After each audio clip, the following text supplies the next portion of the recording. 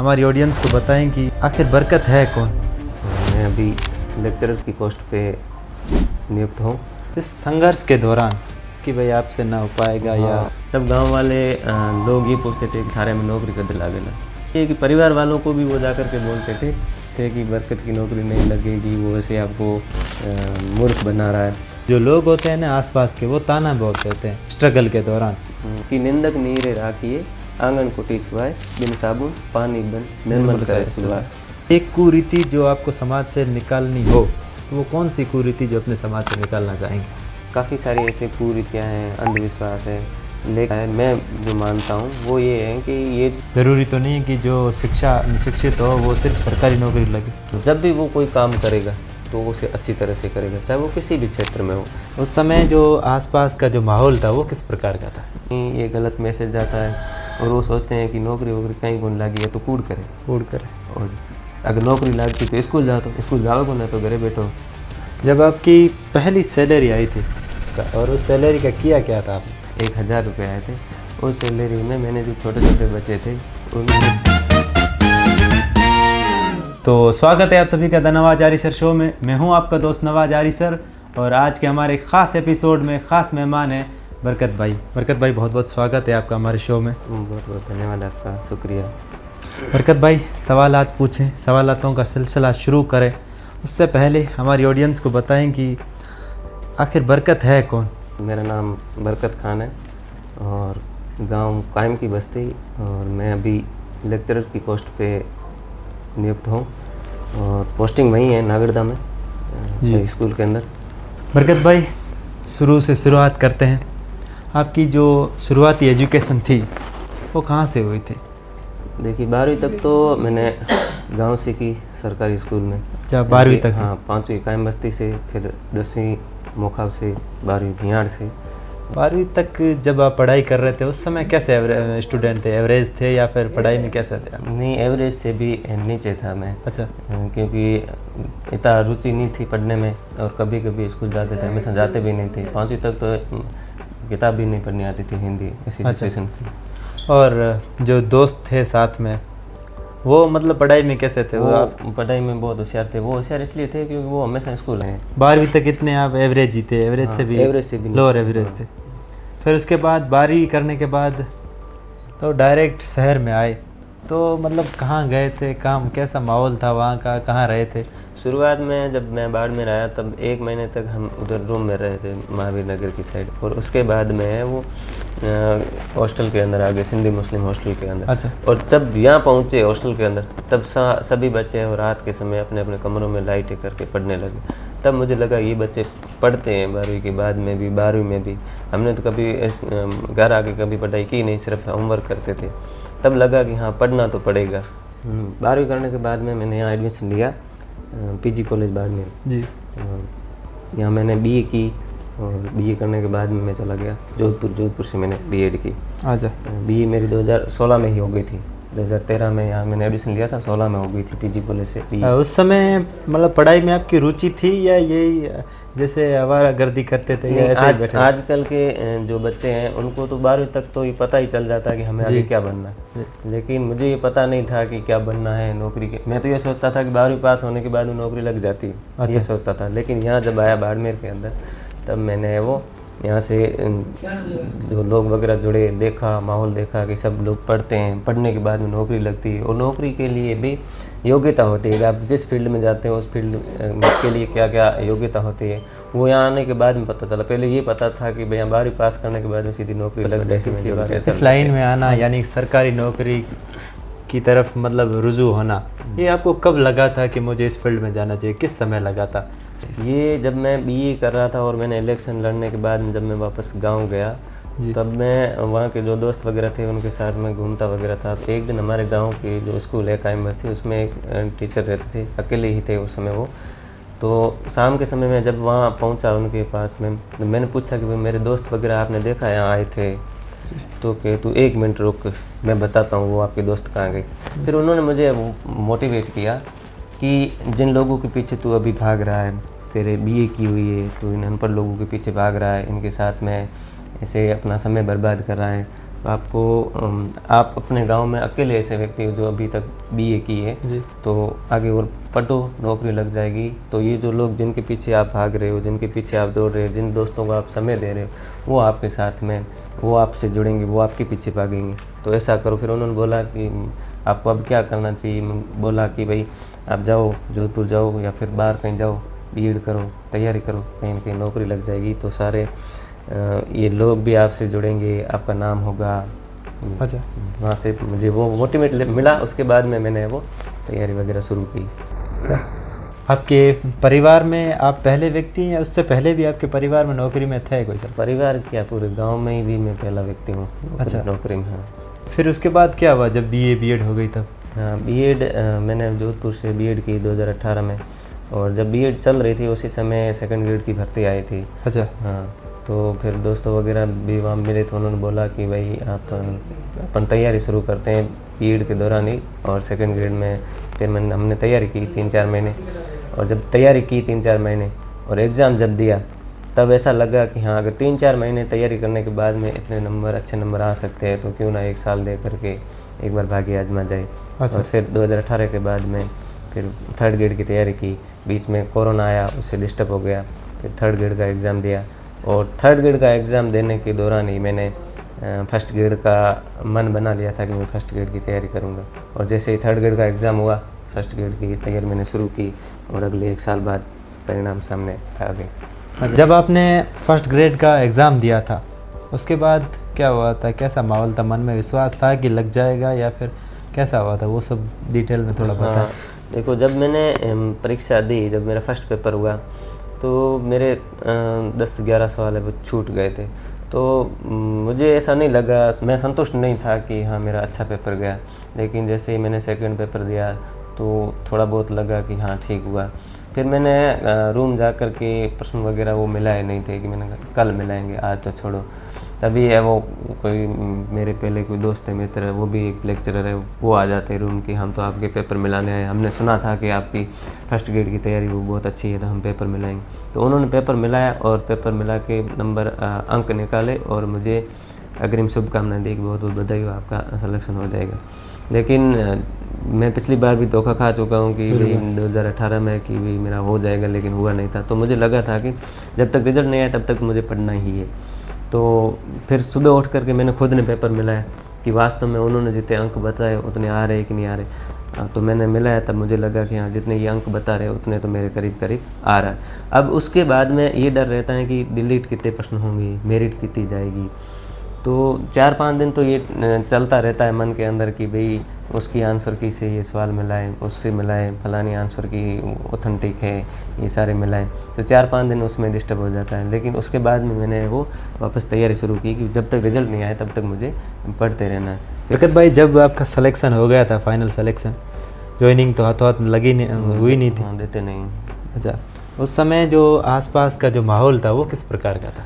देखो, रिजल्ट आने के बाद में फाइनल रिजल्ट आने के बाद में प्रक्रिया लंबी चली, हमारे हिंदी वालों के साथ हम समस्या रही। उसके बाद में आदेश होने तक 31 अक्टूबर 2023 को रिजल्ट आता है और हमें ज्वाइनिंग मिलती है 31 जनवरी 2024 को। अच्छा। तो जब इतने महीने बाद में अगर ज्वाइनिंग मिलती है तो समाज वाले में कहीं ना कहीं ये गलत मैसेज जाता है और वो सोचते हैं कि नौकरी वोकरी कहीं कौन लगी है तो कूड़ करे। और अगर नौकरी लगती तो स्कूल जाओ, तो स्कूल जाओगे ना तो घरे बैठो। तो जब तक ज्वाइनिंग नहीं करते तब तक उनके मन में ये रहता है कि नौकरी वोकरी कुछ नहीं लगी, ये तो माहौल बना रहा है, घर वालों को राज़ी कर रहा है। ये सारी चीज़ें समाज के अंदर फैलती हैं। जब आपकी पहली सैलरी आई थी उस समय कैसा महसूस हुआ था आपका, और उस सैलरी का किया क्या था आपने? वो सैलरी मेरे 1 दिन की सैलरी बनी थी, पहली सैलरी एक दिन की? हाँ, 1000 रुपये आए थे। उस सैलरी में मैंने जो छोटे छोटे बच्चे थे उनको है वो मिठाई ला करके खिलाई थी। हमारे जो भी आस पड़ोस में जो भी छोटे छोटे बच्चे थे उनको ला करके मिठाई खिलाई थी। अच्छा। इस संघर्ष के दौरान बीच में कई लोगों ने आपको मतलब ताना वगैरह दिए थे कि भाई आपसे ना हो पाएगा? हाँ, या बिल्कुल। ये चीज़ें हर गांव में होता है ये चीज़? हाँ, इस चीज़ पे मैं बात करना चाहूँगा क्योंकि आज के जो विद्यार्थी अभ्यर्थी हैं जो तैयारी कर रहे हैं उनको इन चीज़ों से फेस करना पड़ता है। तो इस पे बात मैं करना चाहूँगा और आपके मंच के माध्यम से भी उन लोगों तक पहुँचाना चाहूँगा कि मैं जब तैयारी कर रहा था तब ताने मिलते थे कि भाई आप कौन से फर्स्ट ग्रेड हो, आप कौन से विख्यात हो जो ये चीज़ ऐसे बता रहे हो। तो वो चीज़ें एक तो दुख भी देती थी और एक क्या है वो प्रेरणा भी देती थी कि आखिर व्याख्याता लेक्चरर ऐसे कौन से व्यक्ति हैं या उनकी कौन सी ऐसी अच्छी डाइट है जो ये खा करके ही वो सिलेक्शन दे पाते हैं। बिल्कुल। तब मैंने मन बना लिया था कि एक बार फर्स्ट ग्रेड की तैयारी करके देख लेते हैं। और दूसरी चीज़ ये कि गांव जब भी आते थे, जोधपुर रह के मैंने तैयारी की थी फर्स्ट ग्रेड की, गांव जब भी आते थे तब गांव वाले लोग ये पूछते थे कि थारे में नौकरी कद लागेला। हर एक कार्यक्रम कहीं जाता थारे में नौकरी कद लागेला। और दूसरी चीज़ ये कि परिवार वालों को भी वो जा कर के बोलते थे कि बरकत की करें, तो बरकत तो के जोधपुर पढ़े तो वो पढ़े, माने ध्यान है वो पढ़े, मोटरसाइकिल लियोड़ी जिनसान वगैरह न पहने, वो कब पढ़ता होगा। अब ये चीज़ें जब परिवार वाले सुनते हैं तब उनको भी अच्छा क्या हो सकता है कि पढ़ाई ना करे, लापरवाह हो गया हो, ऐसे दोस्त मिलते हैं। लेकिन परिवार वालों ने कभी ये नहीं बोला कि आपकी नौकरी कब लगेगी, पढ़ते हो कि नहीं पढ़ते हो, खर्चे का आखिर इतना खर्चे को करते क्या हो, नौकरी कब लगेगी, ऐसे सवाल परिवार वालों ने नहीं पूछे। जब आप स्ट्रगल कर रहे थे उस दौरान और आज लोगों के नज़रिए में फ़र्क आया है? बिल्कुल फ़र्क बहुत आया। जो लोग ये कहते थे कि नौकरी नहीं लगने वाली, अब उन्हीं लोगों की ज़बान से जब ये निकलता है कि वो तो बहुत प्रतिभाशाली है, वो तो हमें पता ही था ये होना था, वो बहुत होशियार है, इतने साल से वहाँ जोधपुर में तैयारी कर रहा है, जब उन लोगों की ज़बान से ये चीज़ें निकलती तब आनंद अलग ही आता है। और वो कहते हैं ना कि संघर्ष में व्यक्ति अकेला होता है और सफलता के बाद में भीड़ इकट्ठी होती है।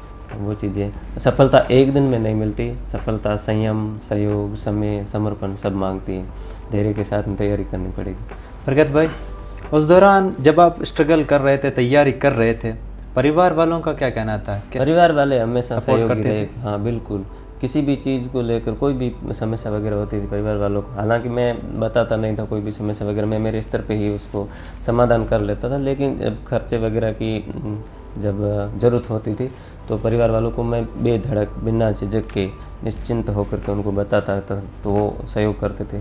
कभी ये नहीं कहा कि भाई आज हमें है नहीं, तू तेरे स्तर पे देख ले, ऐसा कभी नहीं कहा, हमेशा से सहयोग रहा उनका। बरकत भाई, आपको शुरू से ही जैसे कि बीए कर रहे थे उस समय सिर्फ शिक्षक या सरकारी नौकरी में जाना था, ये मन था या इसके अलावा भी कोई और मन था? नहीं, ऐसा कोई फिक्स नहीं था कि मुझे उस फील्ड में जाना है, लेकिन ये ज़रूर था कि हाँ नौकरी लगनी चाहिए। सरकार वालों के भी सपने थे कि हमारा बेटा है वो पढ़ेगा, नौकरी लगेगा, तो उनके सपने थे। माँ का भी सपना था कि मैं एक टीचर बनूं, तो नौकरी तो मुझे लेनी ही थी। लेकिन ये कोई गोल फिक्स नहीं किया बीए के दौरान कि भाई मुझे ये वगैरह बनना है। और ये मैं बात करना चाहूँगा कि जो लोग तैयारी वगैरह कर रहे हैं उनको बात करते हैं, तो उनको ये फिक्स कर लेना चाहिए कि ये लक्ष्य है और उस लक्ष्य के लिए तैयारी करनी चाहिए। आजकल जो युवा तैयारी कर रहे हैं उनके लिए एक संदेश देना चाहे तो क्या होगा? संदेश बिल्कुल मैं देना चाहूँगा आपके मंच के माध्यम से कि जो तैयारी कर रहे हैं उनको सबसे पहली बात ये कि ये जो मोबाइल फ़ोन है ये पढ़ाई में बहुत बाधा उत्पन्न करता है, बाधक है एकदम। इसमें जो ये सोशल मीडिया है, फेसबुक, यूट्यूब, इंस्टाग्राम वगैरह, ये सारी चीज़ें हैं, उनसे दूर रहना होगा। और दूसरी चीज़ ये कि अगर आप तैयारी करना चाहते हो और वास्तव में आप एकदम सीरियस अभ्यर्थी हो तो आपको ये सारी चीज़ें छोड़ करके उसमें पढ़ाई में लगना चाहिए। दूसरी चीज़ ये कि दिखावा कभी नहीं करना चाहिए कि लोगों के आकर के ये कहना कि हाँ मैं आरएस की तैयारी कर रहा हूँ, मैं आईएएस की तैयारी कर रहा हूँ। अगर ऐसा कहते हैं तो उसमें दिक्कत क्या आती है कि जब लोग वो वापस मिलते हैं तब वो उनका मुंह से ये निकलता है, ओहो आईएएस साहब आया, ओहो आरएस साहब आया। वो चीज़ें डिमोटिवेट करती है। ये चीज़ें वो डिमोटिवेट कर, दिखावा करने की ज़रूरत नहीं है। आप अपना लक्ष्य है वो निर्धारित कर दिया, उसके लिए किताबें लेकर के आए, फिर जब तक वो एग्ज़ाम हो और जब तक उसका रिज़ल्ट आए तब तक आपको कंटिन्यू तैयारी करनी चाहिए। रिज़ल्ट से पहले कुछ भी हो सकता है, भर्ती रद्द हो सकती है, मेरिट हाई जा सकती है, तब रिज़ल्ट तक जब तक फाइनल सिलेक्शन ना हो तब तक है वो आपको पढ़ते रहना चाहिए। अच्छा बरकत भाई, कई लोग जो जैसे ही 12वीं पास कर लेते हैं वो शहर की तरफ बढ़ते हैं और कई मतलब सबकी बात नहीं कर रहा हूँ, कई लोग होते हैं जिनकी मतलब पढ़ाई में बिल्कुल भी रुचि नहीं होती और उन पे कहीं ना कहीं पढ़ाई थोपी जाती है, लेकिन फिर भी वो घर वालों को कह नहीं सकते, मना नहीं कर सकते। तो सबसे पहले तो उन बच्चों को क्या करना चाहिए और उसके अलावा उन माँ बाप को क्या संदेश देना चाहेंगे? हाँ, उन बच्चों को ये सोचना चाहिए कि हमारे माँ बाप के सपने, उनके सपने हैं कि हम जब शहर आए हैं तो वो घर पे क्या सोचते हैं कि हमारा बेटा है वो शहर गया है तो हमारा बेटा है वो कल नौकरी लेकर के आएगा या हमारा नाम है वो रोशन करेगा। वो उनको ये पता थोड़ी ना है कि बच्चा है वो शहर जा कर के क्या क्या कर रहा है, उनको ये पता नहीं। और बच्चे को भी सोचना चाहिए कि मैं आखिर मेरे माँ बाप का नहीं हुआ तो मैं इन दोस्तों का, बाकी वाले लोगों का क्या हो जाऊँगा। तो बच्चे को भी ये सोचना चाहिए कि मुझे लापरवाही ना करके, माँ बाप बच्चे के लिए तो कर रहे, अपने खुद के लिए थोड़ी ना कर रहे, वो बच्चे के लिए कह रहे हैं कि भाई आप खुद की, आपके जीवन के लिए कि आपका अगर पढ़ लोगे, नौकरी लग जाओगे तो अपना जीवन है वो अच्छे तरह से व्यतीत करोगे और सबसे अलग दिखोगे। तो बच्चे को भी ये सोचना चाहिए मुझे लापरवाह ना हो करके, और जिस मकसद के लिए, जिस मतलब के लिए मुझे यहाँ भेजा है, जिस मतलब के लिए मैं शहर आया हूँ, मुझे वही काम करने चाहिए। तो बच्चे आजकल स्ट्रगल कर रहे हैं, युवा, तो उनको कई सारी प्रॉब्लम्स आती है। सबसे मेन प्रॉब्लम आती है कि जो लोग होते हैं ना आसपास के, वो ताना बहुत देते हैं स्ट्रगल के दौरान। ठीक है, तो उनको उन तानों से कैसे फेस करना? हाँ, मैं इग्नोर देम कि भाई जो ताना दे रहे हैं जो लोग तो भगवान से भी परेशान है, तो इंसान उसे कब खुश होंगे? आज आपके साथ में अच्छा वक्त है, कल आपका अगर बुरा वक्त आया तो वो आपके विपक्ष हो जाएंगे। तो उनको उनकी बातें सुननी ही नहीं है। अगर फिर भी कहीं भी सुनाई दे रही है तो उनको इग्नोर करना चाहिए। कबीरदास का एक दुआ है कि निंदक नीरे राखिए, आंगन कुटी सुहाए, बिन साबुन पानी बन निर्मल करे सुबह। कि भाई जो ऐसे निंदक लोग हैं, जो आलोचक लोग हैं, जो आपकी आलोचनाएं कर रहे हैं, उनको आप पास में रखिए ताकि वो आपके स्वभाव को है वो एकदम निर्मल स्वच्छ बना सकते हैं। तो उनको इग्नोर करना चाहिए, उनकी बातें नहीं सुननी चाहिए। अब खुद में अगर ठान लिया है आपने कि भाई मुझे ये करना है, तो उन लोगों की बातों से कोई फ़र्क आपको पड़ना नहीं चाहिए। हालांकि उनसे प्रेरणा ये लेनी चाहिए कि इनके तानों का जवाब मैं एक दिन उदाहरण बन के दिखाऊंगा। अच्छा, सरकारी और गैर सरकारी स्कूलों में कितना डिफरेंस है अपने इलाके में? अपने इलाके में देखो, प्राइवेट स्कूल नज़दीक की शिक्षाओं में, मतलब पढ़ाई शिक्षाओं में फ़र्क है। क्यों फ़र्क है उसका भी एक कारण है, एक की काफ़ी सारे कारण हैं। एक तो ये है कि प्राइवेट स्कूल में जो माँ बाप अपने बच्चों को भेजते हैं तो वो पैसे देते हैं। जब पैसे निकलते हैं जेब से तब वो घर वाले एकदम सीरियस हो जाते हैं कि हाँ इतने पैसे भरे, इस बच्चे ने कुछ सीखा नहीं। और दूसरी तरफ सरकारी स्कूल कोई फीस वगैरह है नहीं, तो उनको भेजते हैं तो उनकी तरफ वो भी सीरियस नहीं होते हैं कि भैया क्या पढ़ाया, कितना पढ़ाया, क्या सीखा, ये नहीं। लेकिन प्राइवेट स्कूल में वापस आके घर आके भाई बच्चे को पूछते हैं कि भाई क्या पढ़ा, क्या नहीं पढ़ा, क्या होमवर्क वगैरह दिया। और दूसरी बात कि प्राइवेट स्कूल वाले जो भी टीचर हैं वो घर पे मैसेज करते हैं, कॉल करते हैं, उनको बताते हैं कि आपके बच्चे की यहाँ कमी है, ये चीज़ें। और सबसे बड़ी बात कि वो बच्चे हैं वो अनुशासन के साथ में रहते, मारते भी, पीटते भी। और मारने पीटने से अनुशासित रहता है, कोई काम नहीं करता है तो वो अगले दिन करके लाता है। और सरकारी स्कूल में ये सारी चीज़ें हैं वो बंद है, और ये चीज़ें जब तक बंद रहेगी तब तक सुधार होना थोड़ा मुश्किल है। बरकत भाई, अपने इलाके में शिक्षा का जो स्तर है वो बहुत लो है, इसका क्या कारण है? इसका कारण ये है कि वहाँ पर छोटे से बच्चे को ही मजदूरी पर भेज देते हैं। अच्छा, उनके साथ में ले जाते हैं कि चलो अपने कोई पढ़े है कोई घर में तो तू पढ़ करी कर ला, हमें अगर मजदूरी करेला तो हो रोवेला। तो वो उनको शुरुआत से, एक तो क्या है कि वो शुरुआत से ही अपने बच्चों को ये नशा, जर्दा, गुटखा वगैरह वो सिखा देते हैं। और जब ये चीज़ें वो शुरू हो जाता है इन चीज़ों में, फिर वो घर वाले उनको लेकर जाते हैं कि चलो अब मजदूरी वगैरह भी करनी होगी, तो फिर मजदूरी पे ले जाते हैं। इससे वो पढ़ाई वगैरह छूट जाती है। और सबसे बड़ा कारण मैं बताता हूँ कि भाई बच्चे के साथ में होता क्या, वो शुरुआत से बताता हूँ कि बच्चे को स्कूल भेज दिया। जैसे ही बच्चे स्कूल जाता है, 1 साल 2 साल वो स्कूल जाता है, तो उसी दौरान क्या करते हैं घर वाले कि उसको एक सीजन, यानी कि जैसे बरसात हो तो बरसात के दौरान है वो 2-3 महीने बच्चे को घर पे बैठा देते हैं, और सर्दियों में कम भेजते हैं, 2-3 महीने स्कूल भेजते हैं। अब 2-3 साल में 2-3 महीने अगर वो बच्चा स्कूल जाता है तो 2-3 साल में क्या सीखेगा?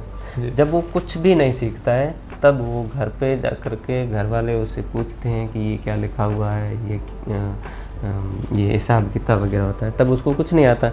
जब उसको कुछ नहीं आता तब वो घर वाले ये सोचते हैं कि अगर 3-4 साल भेजने के बाद में इसे कुछ नहीं आता तो ये नौकरी क्या लगेगा, चलो अभी से स्कूल है वो छोड़ देते हैं, तुझे मजदूरी करनी होती है। ये सबसे बड़ा कारण, और इसकी वजह से है वो बच्चे हैं वो स्कूल वगैरह उनको छुड़ाई जाती है।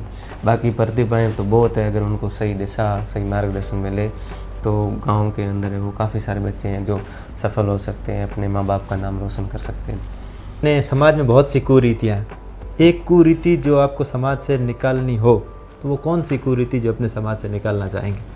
मैं तो ये जो वैसे काफ़ी सारी कुरीतियाँ हैं और ये बहुत बड़ा विषय होगा चर्चा का। काफ़ी सारी ऐसे कुरीतियाँ हैं, अंधविश्वास है, लेकिन जो अहम मुद्दा है मैं जो मानता हूँ वो ये है कि ये जो मरने के बाद में जो पीछे 15-20 दिन जो खर्च वगैरह चलाते हैं, ओसर वगैरह करते हैं, ये चीज़ें नहीं होनी चाहिए। अब ये जितना उसमें 10-15 लाख रुपए खर्चे कर रहे हैं, वो खर्चा अगर वहाँ से निकाल करके शिक्षा में कहीं बच्चे की जो गरीब बच्चे उनको शिक्षा से जोड़ने के लिए अगर दी जाए तो उसका कितना सवाब होगा। ये चीज़ मैं कहना चाहूँगा कि शादियाँ होती है ना अपने इलाके में, बहुत खर्चा होता है। तो अभी तो पहल चली एक सामूहिक विवाह की, आप किसका समर्थन करेंगे, एकल विवाह का या सामूहिक? ये सिर्फ आपकी निजी राय होगी। ये देखो दोनों ही, मैं तो दोनों ही ठीक है, लेकिन एकल विवाह में अगर कम खर्चा हो तो ठीक है, और सामूहिक विवाह में अगर करते हैं तो फिर भी उसमें खर्चा वगैरह तो बांट के कम आ जाता है। अगर एकल आप करते हैं, ज़्यादा दिखावा नहीं करते हैं, निकाह करवा के अगर फ्री कर देते हैं तो ठीक है, कोई एकल में दिक्कत नहीं है। और वैसे सामूहिक हो जाए तो बहुत अच्छी बात है। बरकत भाई, सरकारी नौकरी के अलावा और क्या क्या विकल्प हो सकते हैं? ज़रूरी तो नहीं है कि जो शिक्षित हो वो सिर्फ सरकारी नौकरी लगे, उसके अलावा क्या क्या विकल्प हो सकते हैं? बिल्कुल ऐसा कोई ज़रूरी नहीं है कि आपने बीए कर लिए, बीएड कर लिए, आप नौकरी लग जाओ और एकमात्र विषय नौकरी ही है, ऐसा कुछ नहीं है। लेकिन शिक्षित व्यक्ति है वो कहीं ना कहीं अपना काम है वो ढूंढ लेता है, और जब भी वो कोई काम करेगा तो उसे अच्छी तरह से करेगा, चाहे वो किसी भी क्षेत्र में हो, चाहे वो बिजनेस में हो, गांव में कोई भी छोटा बड़ा धंधा हो। जब पढ़ा लिखा हो, एक कोई अनपढ़ व्यक्ति काम करता हो, एक बीए करता हो, बीए जिसके की हुई है वो अगर काम करता है, दोनों के काम में बहुत सारा अंतर होता है और वो ज़्यादा प्रगति करेगा, जल्दी करेगा प्रगति पढ़ने। आप हिंदी के लेक्चरर हैं जी। हिंदी विषय में आपकी रुचि कैसे हुई, मतलब शुरू से थी या फिर? नहीं, हिंदी विषय में ऐसी रुचि कुछ नहीं थी। बीएड जब करते हैं तो जैसे सेकंड ग्रेड और फर्स्ट ग्रेड की तैयारी करनी होती तो आप किसी एक सब्जेक्ट से कर सकते हैं। तो मैंने उस समय वो हिंदी का चयन कर लिया हिंदी का, कि हिंदी, और हिंदी के अंदर जो साहित्य है उसमें थोड़ी रुचि थी कि भाई ये दोहे हैं, कहानियाँ हैं, गज़लें वगैरह हैं, कविताएं हैं, तो वो बच्चों को पढ़ाने में भी आनंद आएगा, मुझे खुद पढ़ने में भी आनंद आएगा, तो इसलिए वो हिंदी विषय मैंने चयन किया। बरकत भाई, हिंदी विषय के अंदर बहुत सी कविताएं हैं, कहानियाँ हैं, आपकी पसंदीदा कविता कौन सी है? मेरी पसंदीदा कविता ये एक कवि हुए दिनकर जी, उनकी रश्मि रथी की कविता है। उसकी पंक्तियाँ ये है कि सच है कि विपत्ति जब भी आती है कायर को ही दहलाती है, सूरमा नहीं विचलित होते, क्षण एक नहीं धीरज खोते, कांटों में राह बनाते, विघ्नों को गले लगाते। ये जो कविता है ये बहुत प्रेरणादायी है और मुझे बहुत अच्छी लगती है, क्योंकि जब भी विपरीत परिस्थितियाँ आ जाती हैं तब कुछ लोग क्या है कि उन विपरीत परिस्थितियों में हार मान लेते हैं, और जब ये कविताएं वगैरह सुनता हूँ तो उन विपरीत परिस्थितियों में और प्रेरणा मिलती है। रही मन चुप हों बैठिए, देखी दिनन के फेर, जब निक दिन आवसी बनत न लागी देर। यानी कि जब अच्छा वक्त आएगा, जब अपना समय आएगा तब कोई बात बनते है वो समय नहीं लगेगा। अब बुरे दिन है तो बुरे दिनों से लड़ना पड़ेगा।